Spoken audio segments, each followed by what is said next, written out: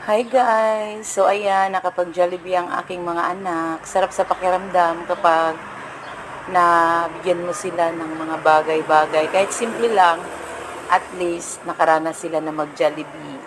O diba, iba ang ngiti kapag nag-Jollibee. Siyempre, nakakataba ng puso.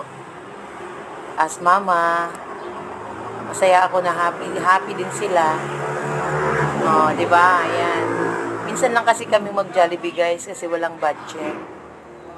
Kaya pag nagka-Jollibee, happy much ang mga kids.